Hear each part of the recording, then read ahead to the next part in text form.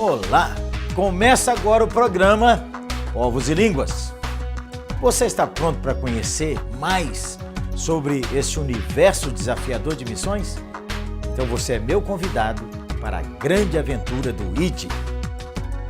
Você vai conhecer a ilha de Xinde, em Moçambique, e o trabalho que missionários brasileiros têm desenvolvido por lá. Glória a Deus que o Evangelho do Senhor Jesus Cristo chegou aqui nesse lugar. Conheça o trabalho de capacitação que é oferecido pelo Centro de Treinamento Ministerial Diante do Trono, em Belo Horizonte. Nós temos a visão de treinar jovens, de treinar a igreja brasileira para cumprir o papel dela no propósito de anunciar Jesus até a última fronteira.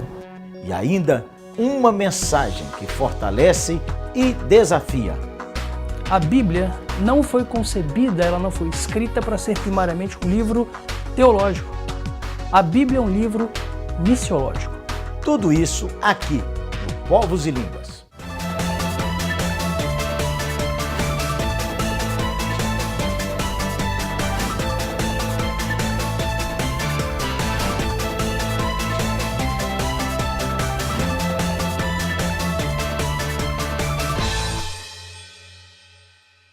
É bom saber que você está aqui comigo no Povos e Línguas, um programa que deseja acender seu coração cada vez mais por missões.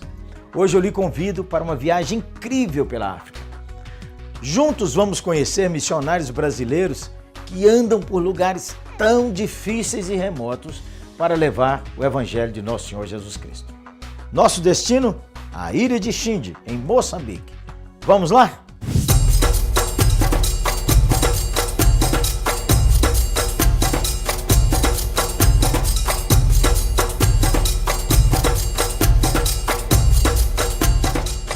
Meu nome é Naldo Silva, sou missionário aqui em Ndondo, Moçambique. Sejam bem-vindos.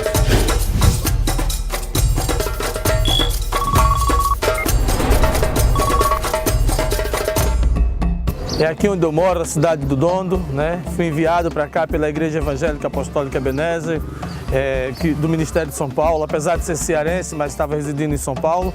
Moro aqui nesse apartamento, na cidade do Ndondo. Aqui onde nós desenvolvemos um trabalho, né, com crianças, órfãos, carentes, necessitados, viúvas, e também o trabalho do Ministério de Apoio às igrejas locais, com as lideranças locais, dando estudo, preparação, né, saindo agora cedo pela manhã, vamos passar o dia todo na estrada de chão batido, vamos dormir em Marromeu, que é uma cidade que fica mais ou menos a 8 a 9 horas de viagem daqui, dormiremos lá e no dia amanhã seguiremos a viagem à ilha de Xinde, que é mais 6 horas de barco.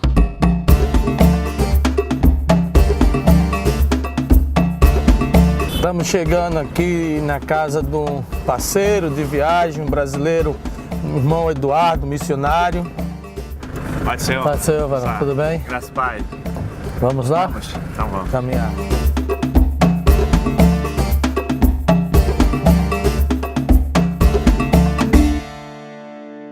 Estamos aqui entrando já na estrada que vai nos levar ao nosso destino da nossa viagem, que vamos nessa estrada até Marromeu. A dificuldade é muito grande, você vê que não temos nenhuma infraestrutura, né? Mato, estrada de terra, não tem posto para abastecimento e enfrentamos isso no dia a dia, né? Para poder chegar nos povos ainda não alcançados aqui em Moçambique.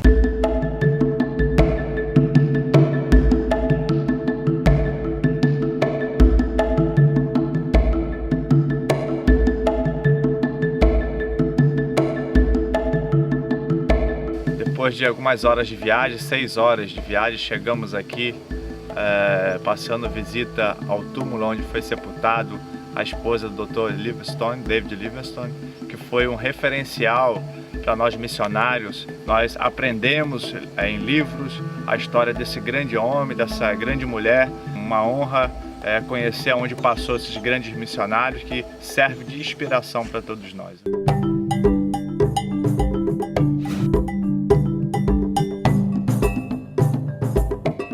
Depois de 7 horas e meia de viagem, chegamos aqui a Marromeu.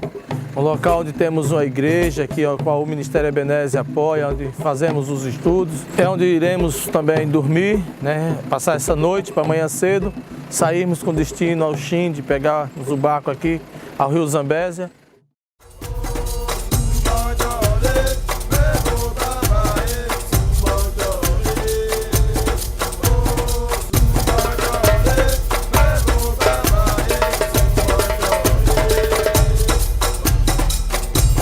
Deu um pequeno problema ali, estão consertando já, mudando o óleo.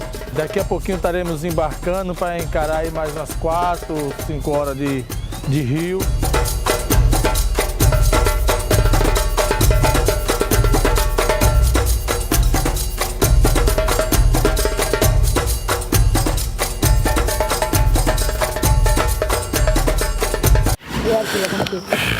Aqui é uma confusão terrível.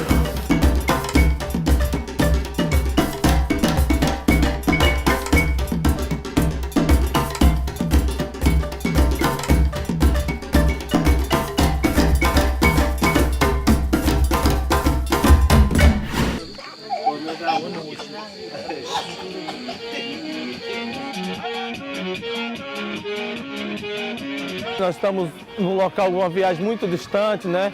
E aqui é uma ilha. E glória a Deus que o Evangelho do Senhor Jesus Cristo chegou aqui nesse lugar.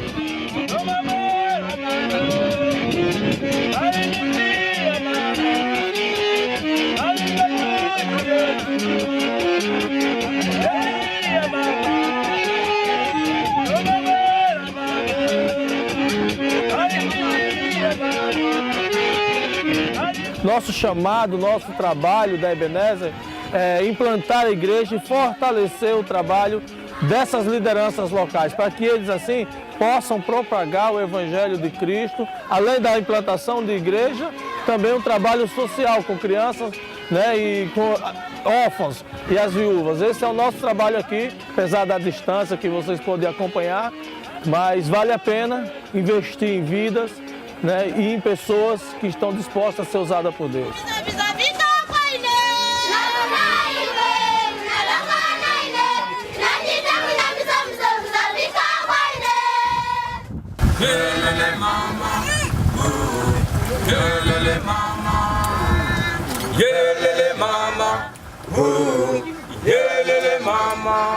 Mas aqui chegamos Panta fica. para conhecer os irmãos, Pode conhecer na ima bale. para dizer que nós amamos os irmãos Para kupangizangu tife sakufunane bale. e dizer que Cristo se importa com vocês. Isso inclui Xinde, Teba longamu na kunuko Marromeu, nishindi marumeu. toda Moçambique, Muno muzigo wa Moçambique. toda a África, Muno mu África. todo mundo, Zigo ansenino. porque Ele é Senhor Iye ni mbuya. e Ele é Salvador. Iye ni mpulumuzi kama. Aleluia! Aleluia! Mufaro!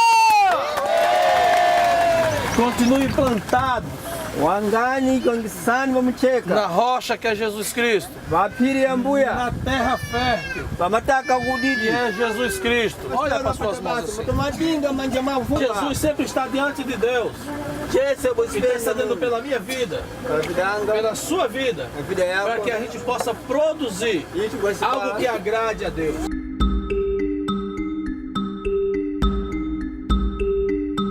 Eu, como pastor moçambicano, agradecia mais aqui em Moçambique, as igrejas do Senhor estão arrastalando, mas eu gostaria que houvesse mais outra ajuda para os treinamentos dos pastores, mais outros obreiros, porque o Moçambique hoje é muito largo. Há sítios que ainda até hoje não receberam o Evangelho do Senhor. É nesse contexto que eu agradecia que houvesse mais outros missionários aqui em Moçambique para fazer esse tipo de ajuda, para que o serviço do Senhor seja reinstalado.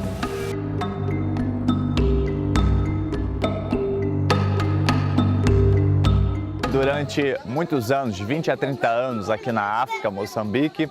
Muitos missionários vieram para cá, vindo dos Estados Unidos, Inglaterra, do Brasil. E aqui eles fizeram grandes trabalhos, abrindo igrejas. E nós observamos hoje que em Moçambique existem muitas igrejas, mas existe a dificuldade de treinamento teológico para esses pastores. Os pastores moçambicanos, os pastores africanos que aqui ficaram, não conseguiram propagar para os seus outros discípulos o embasamento teológico que receberam. Então, é uma teologia que possa confrontar tudo isso e haver uma mudança. E o próprio africano, sim, gerar outros discípulos africanos com embasamento e a igreja possa crescer.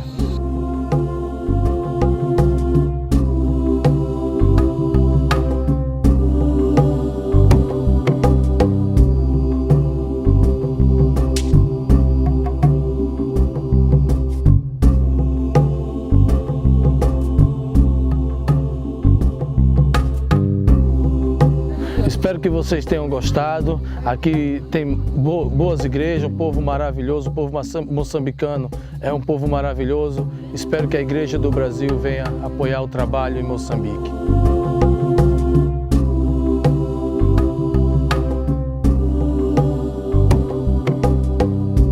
Mulungu Baku Convolerene. Deus abençoe.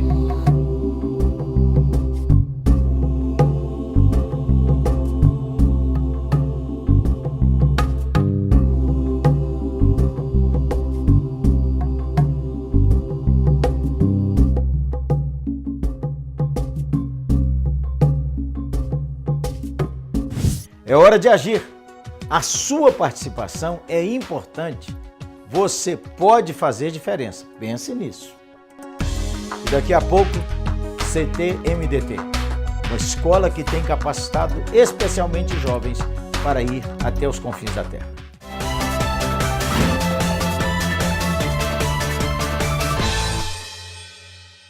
Seu carro. Ele está com você todos os dias. Ele facilita a sua vida. E nós facilitamos para que você nunca fique sem ele. Assistência e seguro automotivo.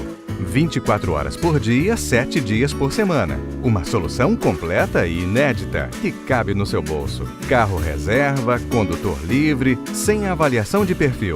Assistência de verdade como você nunca viu. Trust. Seu carro seguro. Sempre. trustassistência.com.br.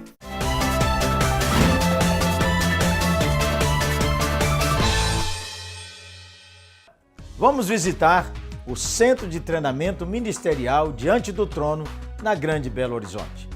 Você vai conhecer jovens que têm sido capacitados para exercer o seu chamado e sua liderança. Veja agora.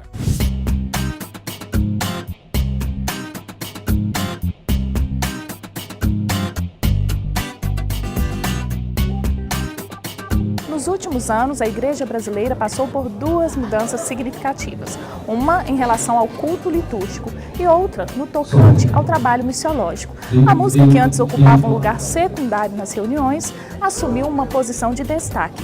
E, infelizmente, a visão missionária ficou um pouco esquecida. Preocupada em otimizar o trabalho da igreja local, da adoração e das missões, a líder do Ministério de Louvor Diante do Trono, Ana Paula Valadão Bessa, teve a visão de fundar em 2004 o Centro de Treinamento Ministerial Diante do Trono, conhecido como CTMDT. Nós temos a visão de treinar jovens, de treinar a igreja brasileira para cumprir o papel dela no propósito de anunciar Jesus até a última fronteira. Nós entendemos que o chamado da igreja não é apenas para ter bons músicos, nós queremos que eles sejam bons músicos, temos um bom treinamento teórico, mas mais do que isso, que todos, cada um no seu dom, possa cumprir a missão da igreja, que é fazer Jesus conhecido. A gente enfatiza muito o treinamento do caráter, a gente enfatiza muito o crescimento, a maturidade na vida cristã. Então, o CTMDT é bem focado para esse treinamento do caráter, esse treinamento integral. Localizado no município de Santa Luzia, na região metropolitana de Belo Horizonte, o campus do seminário ocupa uma área de mais de 11 mil metros quadrados. A escola conta também com área verde com piscinas, pátio, quiosques para leitura, quadras, além de estúdio para ensaio de grupos musicais, lanchonete e lavanderia. porque a gente entende que os estudantes que vêm para cá, passam 2 anos aqui, eles precisam de alguma estrutura também de lazer. É muito importante que eles tenham um espaço além do próprio quarto para poderem vivenciar esse tempo aqui de convivência no campus. É muito importante essa estrutura. Quando a gente fala de quartos, nós temos uma ala masculina, ala feminina e um campus com 52 suítes. Com capacidade para receber até 212 alunos, cada alojamento comporta de 4 a 6 pessoas. E é neste ambiente que o estudante começa a colocar em prática os princípios de liderança. A liderança de quarto dura o semestre inteiro, né? Isso quer dizer 5 a 6 meses. Foi um desafio porque eu estava acostumado simplesmente a cuidar de mim, então eu teria que agora também cuidar de outras pessoas. E organização do quarto, né? E também o nosso relacionamento interno, né? Isso também nos ajuda muito. Vim para adorar-te, vim para prostrar-me. Líderes religiosos, profissionais liberais e funcionários públicos. Gente de todo o Brasil e até de outros países deixam a família e o emprego em busca de capacitação e treinamento. Verbena Reis é fisioterapeuta e veio de São Luís do Maranhão. E acredita que o curso vai auxiliá-la na abordagem dos pacientes quando retornar para a cidade natal. Meu desejo é fazer missões usando a minha profissão. O amor de Deus, ele contagia as pessoas. Você não precisa estar o tempo inteiro dentro da igreja para fazer missões. Thaís Carvalho é funcionária pública no interior do Pará e gerenciava uma empresa de motos. Ela aposta no treinamento do CTM-DT como ferramenta pessoal e profissional. Eu tinha o pensamento de que a visão era minha ou que a missão era alguma atribuição da igreja. E aqui no CTM eu compreendi claramente que a missão é de Deus e nós temos o privilégio de participar dela. Atualmente, o CTM-DT possui 3 frentes de trabalho: o curso de Louvor e Adoração, o curso de Missões e Teologia Intensiva. Este último acontece no prédio da Igreja Batista da Lagoinha para facilitar o acesso dos interessados. Os treinamentos duram em média de 1 a 3 anos e incluem prática ministerial supervisionada. São propostas muito novas, muito atuais, que têm a ver com as demandas dos nossos dias, né? A gente precisa de uma liderança capacitada nas nossas igrejas e temos também o nosso novo curso de liderança e transformação, muito voltado para a demanda da igreja atual no mundo inteiro, que carece de bons líderes e de pessoas também voltadas para a transformação, não só pessoal, mas uma transformação que toca a cidade, o país e o mundo inteiro. Neste período de 2 anos de capacitação, os estudantes optam pelo aprendizado de uma língua, que pode ser o espanhol ou o inglês. Além das disciplinas teológicas, os alunos ainda têm a alternativa de estudar um instrumento musical ou escolher um curso com ênfase em dança e canto. Esteja, sei que um caminho. As 24 horas no CTM-DT também são marcadas por um intercâmbio cultural e muito lazer. E não pode faltar tempo para aquele que é considerado uma paixão nacional, o futebolzinho. Do CTM-DT vão sair futuros líderes religiosos, missionários, executivos e profissionais das mais diversas áreas. Enquanto são treinados, os estudantes levantam inúmeros questionamentos e até vivem algumas angústias. Veja bem, uma das coisas fortes que nós enfatizamos aqui é a questão da pessoa conhecer o próprio coração, conhecer suas emoções, lidar com seus dilemas, é o autoconhecimento. Então são muitas as crises que acontecem aqui. É uma família que fica aqui residindo por 2 anos e nesses 2 anos você imagina, não é, tantas coisas o Senhor vai trazendo, vai revelando, as pessoas vão conhecendo e vai sendo trabalhado.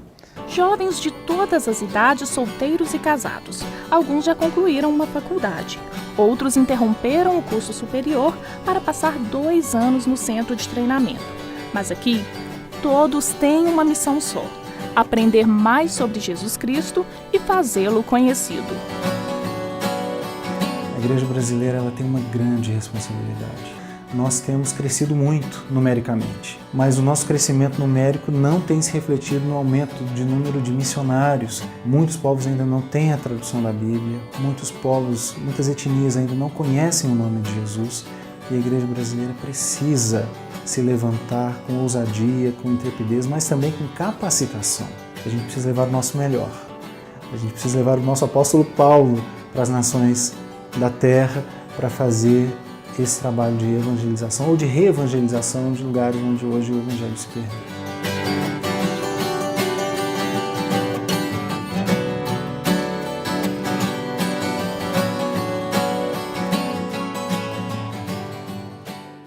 Bacana, não é mesmo?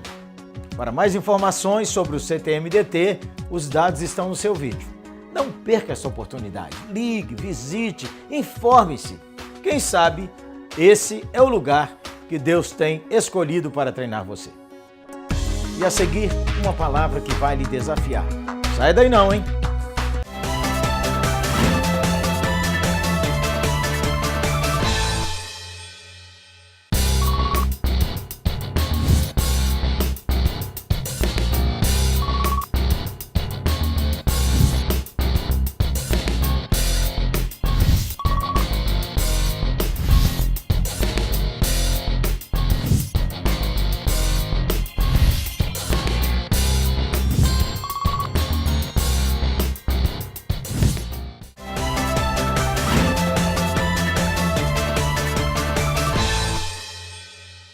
Frequentemente a gente vê em seminários, a gente ouve nos púlpitos, a gente dá uma grande ênfase à Bíblia como um livro teológico. E, de fato, a Bíblia é o livro do qual nós extraímos a nossa teologia e tem que ser assim.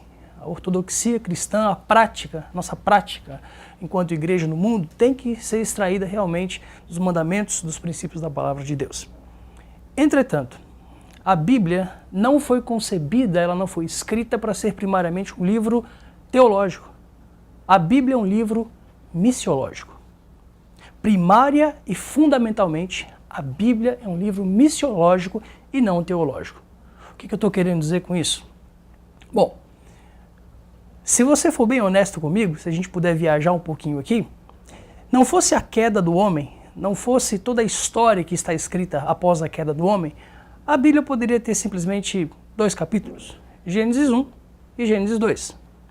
Ali nós vemos o propósito final de Deus para a humanidade. Deus criou esse lindo palco que é o planeta Terra, fez tudo direitinho para que as coisas fossem perfeitas, para que então ele nos trouxesse à existência. A partir daí, ele desenvolve um relacionamento perfeito entre ele, Deus, e o homem, entre o homem e a sua mulher, o seu semelhante, e entre o homem e o meio. Com a queda, inicia-se então algo que a gente chama de história da salvação. Em Gênesis capítulo 3, nós vemos então, com a queda do homem, Deus principiando uma história que nós vamos conhecer como a história da salvação ou então a história da missão. É fundamental que a gente entenda isso. A Bíblia não foi escrita para que a gente pudesse ter um manual de princípios e leis básicas e que a gente ficasse discutindo isso em seminários, em pregações, escrevendo livros a respeito. Claro, como eu disse, a Bíblia é, sim, o material bruto para tudo isso. Entretanto, é fundamental que você e eu, como Igreja do Senhor, entendamos claramente que a Bíblia foi escrita para ser um livro missiológico, ou seja, está contando a história da missão de Deus. Portanto, a missão de Deus não se inicia em Mateus. A missão de Deus se inicia em Gênesis, especificamente no capítulo 3, quando nós vemos os versos 8 e 9, Deus fazendo uma pergunta que é fundamental para a nossa compreensão, não somente do caráter missionário de Deus, como também do caráter de todo o restante da história da missão, escrita entre o Gênesis e o Apocalipse. A pergunta que Deus faz a Adão em Gênesis capítulo 3, verso 9, é: onde está você? Essa pergunta pode parecer bastante estranha, uma vez que a gente está falando de um Deus que sabe todas as coisas, mas naquela situação ele pergunta: Adão, onde você está? O que aconteceu ali foi algo terrível. Foi o rompimento definitivo do relacionamento entre Deus e o homem. Deus está dizendo basicamente para Adão: Adão, você não tem ideia das consequências do seu ato. Você não faz ideia de quanta gente vai sofrer, quanta tristeza vai se espalhar por esse mundo perfeito que eu criei. Esse rompimento não é simplesmente como se fosse um papel rasgado. O rompimento é tão doloroso como a separação entre a unha e a carne. Entretanto, Adão, eu ainda te amo e eu vou fazer o que for necessário para que você volte a esse relacionamento que eu criei para termos juntos, perfeito, imaculado pelo pecado. Eu ainda te amo, Adão. Onde está você? Essa pergunta dá início a uma perseguição ferrenha de Deus ao homem. Todo o Antigo Testamento é escrito em função de contar essa história. Deus está chamando agora um homem, Abraão, para poder formar a partir dele um povo. Um povo que tem uma missão específica, trazer o Salvador ao mundo. Trazer a semente da mulher que há de esmagar a cabeça da serpente. Esse povo precisa ser diferente, ele precisa ser completamente distinto de qualquer outro povo. Por isso, a lei, a Torá, tem a única função de orientar Israel a como ser nação sacerdotal, como viver em comunhão com Deus, para que os outros povos pudessem perceber que Israel, a despeito de não adorar os demais deuses da terra, gozava de uma paz, de uma prosperidade, de uma fertilidade que nenhum desses povos tinha. Por meio disso, esses povos seriam atraídos a Israel e conheceriam a razão da prosperidade de Israel para que então se convertessem ao Deus de Israel.